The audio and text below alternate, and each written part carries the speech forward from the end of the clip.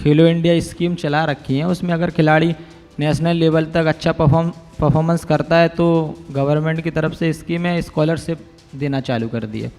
और defence sector से लेके इंडिया की जो टॉप कंपनीज हैं, IOCL, ONGC और इंडियन रेलवेज, ये सब ऑफ़र करती हैं जॉब अगर आप अच्छी लेवल पे खेल रहे हैं तो। भी हमारे यूपी के, उत्तर प्रदेश के हॉकी खिलाड़ी जिन्होंने ओलंपिक में गोल्ड मेडल लिया है, ब्रॉन्ज मेडल लिया है, सभी को एक कैश अवार्ड दिया, अच्छा 1 करोड़ का कैश अवार्ड दिया है। साथ में उनको डायरेक्ट DSP का पद भी दे दिया है, अधिकारी का। और काफ़ी कुछ सुविधाएं, अगर आप ओलंपिक लेवल्स तक जाते हैं तो गवर्नमेंट की तरफ से गोल्ड मेडल पे 6 करोड़ रुपए भी हैं। कहीं ना कहीं एक क्रिकेट जिस तरीके से एक क्रेज़ बन गया है खासकर युवाओं के लिए, आपको लगता है कि हॉकी प्लेयर्स का कहीं ना कहीं एक जो सम्मान है या जो मौके हैं वो छीन लिए गए हैं, या वो कहीं ना कहीं उसमें एक कमज़ोरपन देखने को मिला है? पसीने से लिखी जाती है जीत की कहानी, हार से सीखती है हर एक जवानी। जब कोच थामे हौसलों का हाथ तो चमक उठती है हर खिलाड़ी की निशानी। हॉकी ये सिर्फ एक खेल नहीं है, ये अनुशासन, संघर्ष और देश के लिए खेलने का जज्बा है।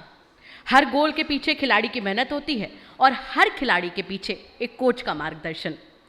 तो इसी खास सेशन में आज हमारे बीच मौजूद हैं सुबोध खांडेकर जी, जो कि कोच हैं हॉकी के, और साथ साथ हमारे साथ मौजूद हैं शिवम आनंद जी, जो कि हॉकी खेलते हैं, जो हमें बताएंगे कि धैर्य और विश्वास और मेहनत, इन तीनों की रस्सी थामकर मैदान तक पहुंचने का रास्ता कैसे नापा जाता है। इसी के साथ मैं मंच पर बुलाना चाहूंगी हमारी साथी शिवानी गोस्वामी को, जो इनके सवाल होंगे उन युवाओं के लिए जो खेल को सिर्फ शौक नहीं बल्कि अपना भविष्य बनाना चाहते हैं। एक बार जोरदार तालियों से स्वागत कीजिए। तो विकसित यूपी बैठक में हम लगातार उत्तर प्रदेश के विकास की चर्चा कर रहे हैं। अलग अलग सेक्टर्स में किस तरह से विकास किया जा रहा है उस पर हम चर्चा कर रहे हैं। अब ऐसे में खेल कैसे छूट जाए, स्पोर्ट्स कैसे छूट जाए, ये तो हो ही नहीं सकता। अब इसीलिए हम यहाँ पर एक ऐसी चर्चा लेकर आए हैं, एक ऐसे स्पोर्ट्स को लेकर आए हैं जिससे कोई ऐसा इंसान नहीं होगा जो जानता नहीं है, हॉकी। और हॉकी खेल के 2 धुरंधर हमारे बीच इस मंच पर मौजूद हैं। सबसे पहले मैं इंट्रोडक्शन यहाँ पर करवाना चाहूँगी। सुबोध खांडेकर जी इंटरनेशनल लेवल पर भारत को रिप्रेजेंट करने वाले, उत्तर प्रदेश को रिप्रेजेंट करने वाले, और उत्तर प्रदेश की जो स्टेट लेवल की जो टीम है उसको कोच भी कर चुके हैं। दूसरे हमारे साथ है शिवम आनंद जी, जो 2015 से लेकर अब तक इंटरनेशनल लेवल पर हॉकी प्लेयर रह चुके हैं।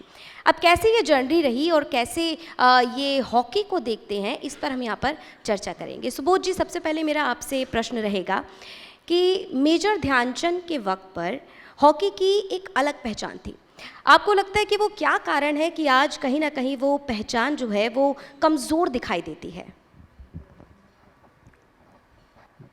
जब ध्यानचंद जी के समय की हॉकी खेल होता था, उस समय और दूसरे खेल इतने महत्व नहीं रखते थे। उस ज़माने में केवल हॉकी ही एक ऐसा खेल था जो कि हर व्यक्ति उसको खेलने के लिए प्रयत्नशील रहता था। ध्यानचंद जी समय नो डाउट हमारे भारतीय हॉकी टीम ने लगातार मेडल्स, गोल्ड मेडल ओलंपिक्स में जीतते गए, और उसी की वजह से हमारे पूरे भारत देश में हॉकी का एक ऐसा वर्चस्व का दौर था कि हर व्यक्ति, हर लोग हॉकी खेलना चाहता था।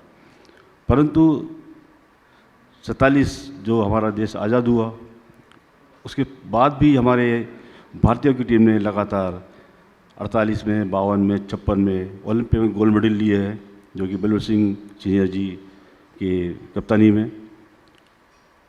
64, 68, 72, इवन 80 तक हमारा हॉकी का दौर बहुत सुनहरा दौर था। 80 मॉस्को ओलंपिक में भी हमारे भारतीय हॉकी टीम ने ओलंपिक में गोल्ड मेडल जीता है। 80 के दशक के बाद सन 83 में जो क्रिकेट ने वर्ल्ड कप जीता था, उसके पश्चात हॉकी को थोड़ा सा, क्योंकि हॉकी ने मेडल नहीं जीता, तो नो डाउट क्या होता है कि जब जब कोई खेल में मेडल लाता है तो जो नई जनरेशन रहती है उसको वही खेल दिखता है जो मेडल ला के खेला जाता है। 83 में जो वर्ल्ड कप जीता क्रिकेट में, उसके पश्चात आईसीसी ने भी अपने क्रिकेट में बहुत ज़्यादा ग्लैमर, साथ में पैसा, क्योंकि आजकल जो नई जनरेशन है वो पैसे के लिए और ग्लैमर के लिए पीछे भागती है। हॉकी में उसके बाद थोड़ा सा डाउनफॉल आता गया क्योंकि मेडल नहीं आते गए, परंतु अभी रिसेंटली हमारे बैक टू बैक 2 ओलंपिक में मेडल आए हैं, तो अब हमारा दौर वही दौर पे आने वाला है। जी। अच्छा, आपने हॉकी की चर्चा के बीच क्रिकेट का जिक्र छेड़ा है। शिवम जी, मेरा आपसे सवाल रहेगा, क्या आपको लगता है कि कहीं ना कहीं एक क्रिकेट जिस तरीके से एक क्रेज़ बन गया है खासकर युवाओं के लिए, आपको लगता है कि हॉकी प्लेयर्स का कहीं ना कहीं एक जो सम्मान है या जो मौके हैं वो छीन लिए गए हैं, या वो कहीं ना कहीं उसमें एक कमज़ोरपन देखने को मिला है? नहीं, ऐसा कंपेयर तो नहीं कर सकते ऐसे, बट कहीं ना कहीं है कि गेम पिछड़ गया था, क्योंकि जैसे कि सर ने बताया 80 के दशक के बाद से मेडल नहीं आया, तो ये भी एक फ़र्क पड़ सकता है। अभी कंटिन्यू ओलंपिक्स में ब्रॉन्ज मेडल्स आए हैं जो लगातार 2020 में और 2024 में, तो अभी लग रहा है कि ग्राफ ऊपर जा रहा है। और जो एक क्रिकेट में आईपीएल एक लीग होती है, वो हॉकी में भी अभी चालू हो गई है, जो कि अभी बंद हो गई थी, वो भी फिर से शुरू कर दी गई है। तो अभी लगता है कि धीरे धीरे हॉकी जो पहला पायदान था, अभी फिर से वो दौर आ जाएगा। तो लगता है कि वो पायदान जो है वो आ जाएगा। लेकिन सुबोध जी, आपसे मैं जानना चाहूँगी कि वो क्या कुछ मेज़र्स रहेंगे या वो क्या कुछ पैरामीटर्स रहेंगे जिसके ज़रिए या वो स्टेप्स लेने से आपको लगता है कि वो पहचान जो कहीं खो गई थी या कहीं कमज़ोर हो गई थी, वो दोबारा से हॉकी की लौट आएगी?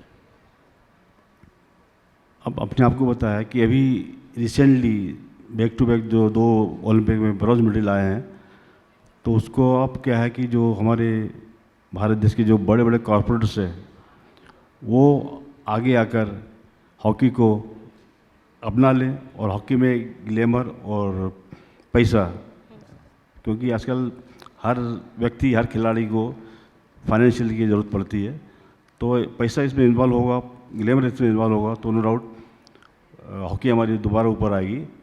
और अभी जैसे HIL जो हो रही है, हॉकी इंडिया लीग चलती है, उसमें कुछ कॉर्पोरेट ने टीमें खरीदी है और उनका पैसा दे रही है, तो ऐसा ही आता है गया, तो आगे आने वाले सालों में ज़रूर हॉकी उसी दौर में आएगी जो ध्यानचंद जी का था। बिल्कुल। अच्छा शिवम जी, मैं एक चीज़ आपसे जानना चाहूँगी, जिस तरीके से हम लगातार क्रिकेट की क्रेज़ की बात कर रहे हैं और हम हॉकी की पहचान की बात कर रहे हैं, आप हॉकी में खिलाड़ियों के भविष्य को कितना सुरक्षित मानते हैं? क्योंकि हमारे बीच में कई जो स्टूडेंट्स हैं वो भी मौजूद हैं, हो सकता है इन स्टूडेंट्स को भी कईयों को हॉकी का क्रेज़ हो, तो ऐसे में सबसे पहले ये जानना भी ज़रूरी हो जाता है, खासकर एक युवा प्लेयर से, कि किसी भी युवा का या जो इस स्पोर्ट्स में अपना फ्यूचर देख रहे हैं वो कितना अपने फ्यूचर को सिक्योर माने या कितना सुरक्षित माने?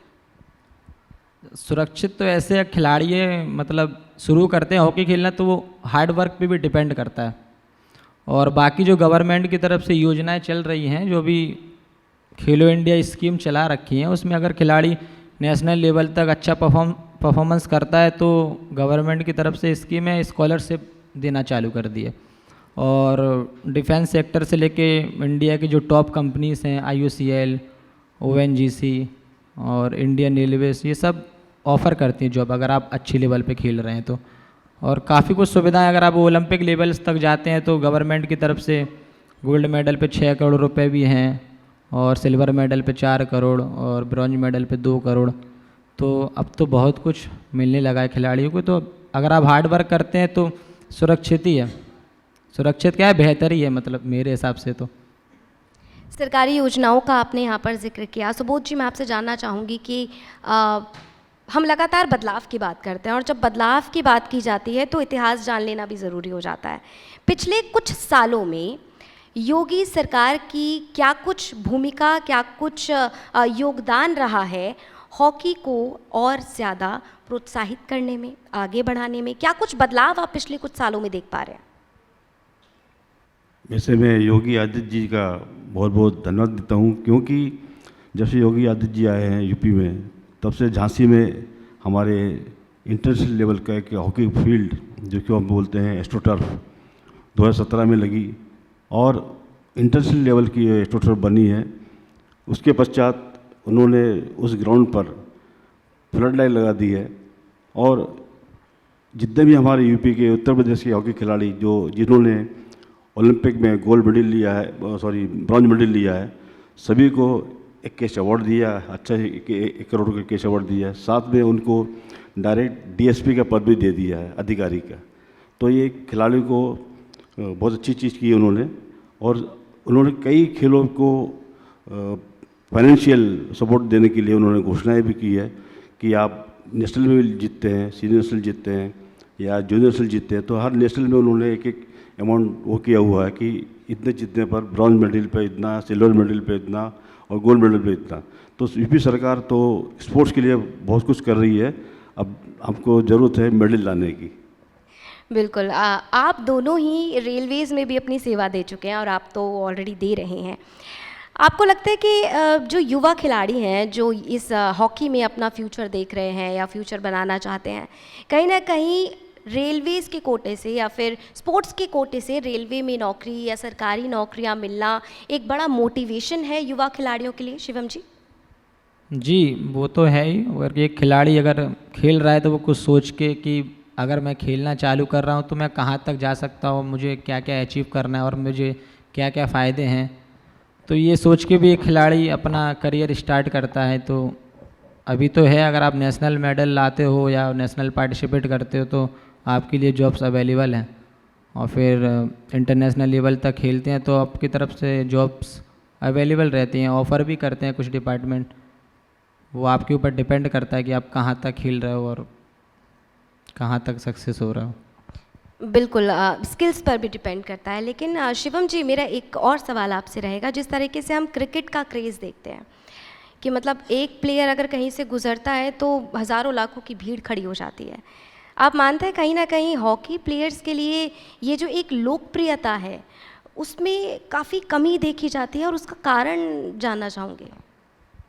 कारण ये है कि अब क्रिकेट जो है वो मनोरंजन खेल है और वो पूरे दिन चलता है, और इसके पीछे एक ये कारण हो सकता है कि शिक्षित नहीं है हमारे यहाँ, मतलब अभी भी। आप इंटरनेशनल लेवल पर खेल चुके हैं और उसके बावजूद भी अगर इस तरह की आपको एक लोकप्रियता ना मिले तो कहीं ना कहीं क्या एक आप मानते हैं कि मॉरल कहीं ना कहीं डाउन होता है?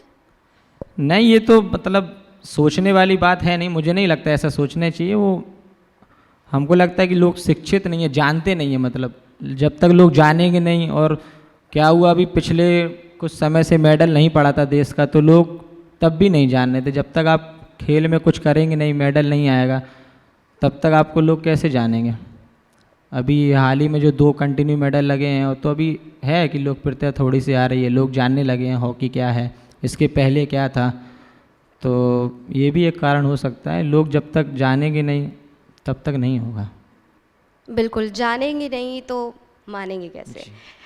देखिए, लगातार हम यहाँ पर हॉकी को लेकर चर्चा कर रहे हैं और जान रहे हैं कि किस तरीके से इसको और ज़्यादा आगे बढ़ाने की कोशिश की जा रही है। सर, आप कोच रहे हैं, यूपी की जो टीम रही है उसको आपने गाइड किया है, तो कहाँ कुछ आपको चैलेंजेस नज़र आए? मतलब वो क्या कुछ चैलेंज है जो एज अ कोच आपने देखे या फिर एज अ प्लेयर आपने देखा? मैंने जो यूपी को टीम को कोच किया था, उसमें वो यूपी टीम हमारी फाइनल में विनर रही थी, गोल्ड मेडल लेके आई थी। और चैलेंजेस तो खिलाड़ी के लिए होते ही है, बिना चैलेंज के तो खिलाड़ी खेल नहीं सकता। तो चैलेंजेस को पूरा करने के लिए खिलाड़ी को सुबह शाम मेहनत तो करना ही है, और अपने जो सीनियर्स प्लेयर हैं जो इंटरनेशनल लेवल के हैं या जो खेले हुए हैं, नेशनल खेले हुए हैं, तो उनको देखते हुए आपको मेहनत करना पड़ेगी और चैलेंजेस को उनके पूरे करना पड़ेंगे। साथ में क्या है कि जो खिलाड़ी खेलेगा और अच्छा खेलेगा और अच्छी लेवल पे खेलेगा, तभी वो उसको जो है उसका भविष्य कैरियर, उसका जो कैरियर है वो अच्छा सुरक्षित रहेगा। क्योंकि हर खिलाड़ी को एक लेवल पे खेलने के बाद ही उसका कैरियर सुरक्षित रहता है। आप लो लेवल में खेलेंगे तो आपको ज़्यादा कुछ जानेगा नहीं, इसलिए चैलेंजेस तो बहुत है। तो उस चैलेंज से करने के लिए जैसे पहले बताया गया कि आपको अनुशासन और डेडिकेशन ये बहुत बहुत ज़रूरी है, और एक जिद। जब तक आपकी जिद नहीं रहेगी किसी चीज़ करने के लिए, आप चीज़ पूरी नहीं कर सकते हो, तो आपको जिद होना बहुत ज़रूरी है। बिल्कुल, ज़िद बनाना बहुत ज़रूरी है। शिवम जी, मैं आपसे ये जानना चाहूँगी कि हम देखिए विकसित यूपी बैठक में लगातार बदलाव की बात कर रहे हैं। आने वाले समय में आप सरकार से क्या चाहते हैं? जिस तरीके से अभी ग्रास रूट से अभी चालू किया है खेलो इंडिया के तहत, तो वैसे ही ये निरंतर चलता रहे तभी खेल आगे बढ़ पाएगा, और खेल को लेके जो सुविधाएं हैं वो और अच्छे तरीके से दी जाए कि खिलाड़ी अपने आप को सुरक्षित महसूस करे। अगर वो खेल में अपना करियर अगर लगा रहा है तो उसके मन में ये डाउट ना आए कि वो फेल हो सकता है आगे, तो ये सब सुविधाएं होनी चाहिए गवर्नमेंट की तरफ से। बिल्कुल सुबोध जी, मेरा आपसे भी यही सवाल रहेगा कि हम, जैसे कि आपने बताया कि क्या कुछ बदलाव देखने को मिला है पिछले कुछ सालों में, क्या कुछ सुविधाएं मिली हैं, योगी सरकार से आपकी आगे क्या कुछ मांग रहेगी, क्या कुछ डिमांड रहेगी? आप क्या चाहते हैं कि हॉकी को आगे बढ़ाने के लिए या और ज़्यादा इसकी लोकप्रियता बढ़ाने के लिए सरकार की तरफ से क्या कुछ कदम उठाए जाने चाहिए? मैं यही मांग करता हूँ कि कभी किसी समय में स्कूल लेवल जो हॉकी होती थी, अब वो एकदम ना के बराबर है। पहले हमारे झांसी शहर में ही हर स्कूल में हॉकी होती थी, और हर स्कूल की टीमें, हॉकी टीमें बहुत मजबूत हुआ करती थी, जिससे कि मतलब स्कूल लेवल पे ही एक कंपटीशन मिलता था, और आज के समय में वो कंपटीशन कहीं भी नहीं मिलता है स्कूल लेवल में। तो मेरी सरकार से यही दरख्वास्त रहेगी कि वो हर स्कूल में कंपल्सरी कर दे हॉकी पीरियड। स्पोर्ट्स का पीरियड तो है ही, पर एक हॉकी पीरियड कंपल्सरी कर दे, और हर स्कूल को बताया जाए कि आपको हॉकी खेलना ही खेलना है। और उसके साथ सरकार थोड़ा दबाव डालेगी, जैसे DIO से बोले, जिला विद्यालय निरीक्षक से बोले कि आपको हर स्कूल में हॉकी कराना है, तो मेरे ख्याल से हॉकी जो से बोला शिवम ने कि ग्रास रूट लेवल से ही हॉकी आएगी, तभी ऊपर पड़ेगी। ऊपर लेवल पे तो हॉकी हो ही रही है, और सरकार पूरा हॉकी के लिए और क्या पूरा खेल के लिए पूरी सपोर्ट कर रही है, मदद कर रही है, पर ग्रास रूट लेवल पे होना बहुत ज़रूरी है। ग्रास रूट लेवल पे होना ज़रूरी है, मतलब कहीं ना कहीं आपका ये मानना है कि स्कूल लेवल पे एक कमी देखने को मिल रही है। जिस तरीके से बाकी स्पोर्ट्स को एक मोटिवेट किया जाता है, बाकी स्पोर्ट्स की एक अलग एकेडमी भी बना दी जाती है स्कूल लेवल पर भी, वो कहीं ना कहीं हॉकी स्पोर्ट्स की बात करें तो वो कमी नज़र आती है। बहुत बहुत शुक्रिया आप दोनों का हमारे साथ जुड़ने के लिए और सब कुछ हमें समझाने के लिए, बताने के लिए। उम्मीद करते हैं कि हमारे बीच जो भी दर्शक मौजूद हैं और जो लोग भी हमें ऑनलाइन देख रहे हैं, आपके हॉकी से जुड़े सारे सवालों के जवाब ज़रूर मिले होंगे। बहुत बहुत शुक्रिया आप दोनों का। Thank you so much. धन्यवाद। धन्यवाद।